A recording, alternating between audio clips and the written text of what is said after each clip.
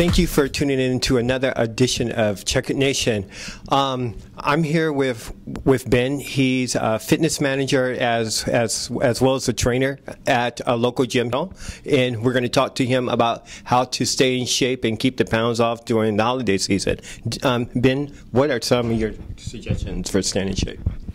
Well, when it comes to food intake, just making sure we're not getting too crazy with, multiple meals throughout the day. If we're gonna go big, go big on like white turkey meat. Okay. It's low in fat.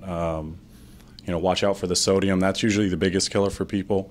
They eat a lot of sodium and weigh themselves Friday, Saturday, Sunday, and they put on 4, 5, 6, 7 pounds. So watching sodium intake, saturated fat, and then just total calories throughout the day. All right, sounds good. And for people that that are just stressed out right now, since we're in a recession, it's like for people that might have a tendency to drink now, if they're going to drink, it's like how can they actually still keep that weight off, but still maybe have a drink every now and then? What can they do? My advice for all my clients is abstinence. Okay. No drinking at all. But if you are going to drink, 1 or 2 drinks, okay, maybe throughout the entire weekend. Okay, if you can. All right. But also working out and staying in shape is a habit. We don't do it over a weekend. We don't do it over a month. It's a lifestyle change. So. Right.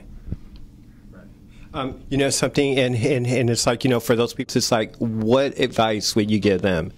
Should they be doing more abs, cardio, or?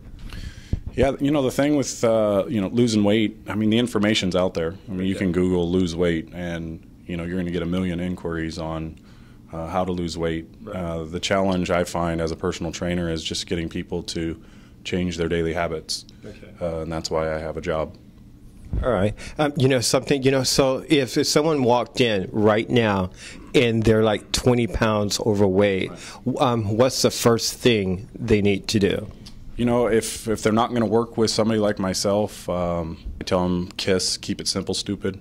Okay. Just try to get into the gym 5, 6 days a week. All right. Minimum 20 minutes, doesn't matter what you're doing. Mm-hmm. But, if you're already doing that, if you're already having the habits, there are a lot of tools out there, like the Body Bug system, that lets us know how many calories we're burning every single day. And if we know how many calories we're burning, we know how to tailor our nutrition around that to lose weight. So you got to be in a calorie deficit. We got to be burning more calories than we're consuming on a daily basis. And the law of physics allows us to lose weight if we're abiding by that principle. Okay.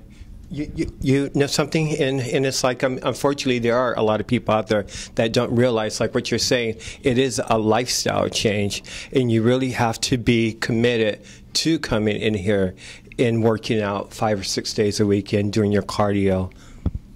Yeah, and I see there are people that feel like they're doing that, but as human beings, we tend to emotionalize things, and we emotionalize the science of losing weight. And no human being, no animal, nothing can be gaining weight as long as they're burning more calories than they're consuming. It's physically impossible. Right.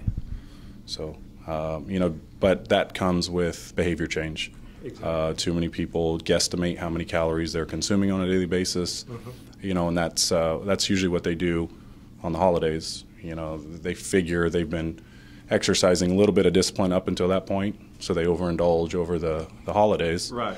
And then they weigh themselves Monday morning, and they just want to kick themselves. And they want to kick themselves, right? And that ends up being the daily habit. That ends up being the behavior.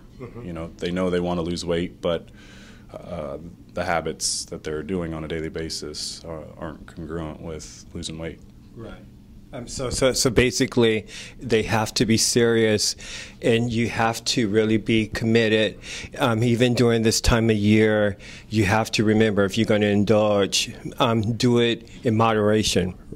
Yeah, big time moderation. If you're going to have, Thanksgiving holiday feast in the morning, don't have the big Thanksgiving breakfast and all the cookies and desserts that are going to be there afterward. You don't have to eat it all, but that ends up being what everybody does socially. They stuff themselves and see who can eat the most. And then it's kind of funny, because it's like I've been here, in January, and in January there's like tons of people in here, and then by the time March rolls around, you really don't see those people, like the ones that are not committed. Right. Yeah, usually they realize that by March, if they haven't exercised the disciplines that they need to, it's too late for summertime, so they just stop coming entirely. Right. And then the serious people are happy once again.